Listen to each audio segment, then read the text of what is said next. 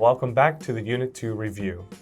A situation where Amazon workers slacked off would be a nightmare scenario for Amazon, whose clientele have come to expect next-day delivery and prompt follow-up for service.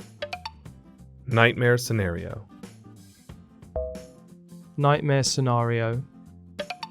And for years, the company has been tracking areas of potential hotspots for unions and have been taking preventative measures when needed. This strategy seems to have worked in the United States. However, enter 2020, a disruptive year for everyone. In addition to COVID-19, the last year's Black Lives Matter movement has undoubtedly had an effect. Minority workers make up a disproportionately high percent of workers in Amazon's warehouses, and it might be worth it to mention that the employees at the Bessemer, Alabama facility are 80% Black. Right, and making these workers work at breakneck speed just so that demanding customers can get their packages on time during a deadly pandemic doesn't seem to show much concern for Black lives. At breakneck speed. At breakneck speed.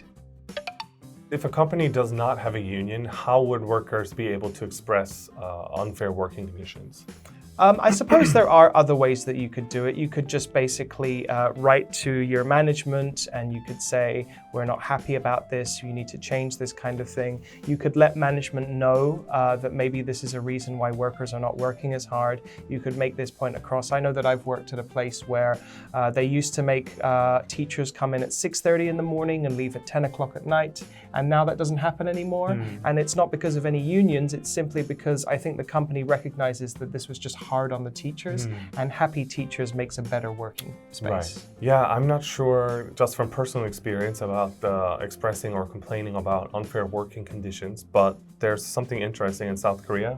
There's an anonymous app called Blind, where all workers can report anonymously any wrongdoings at the company. Interesting. And the company's HR and executive boards and all can see that information. Do you think Amazon's monitoring of its employees' work progress, this aggressive monitoring, is an invasion of privacy, or do you feel it's acceptable?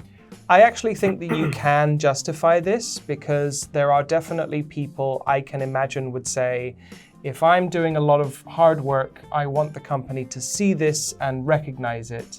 But what I would say is I think it's incredibly unfair that when you work in a giant warehouse where doing something simple like having to go to another building to take a COVID test or go to the bathroom can take 40 minutes out of your day, I think it's very unfair to sort of count that against someone's wages.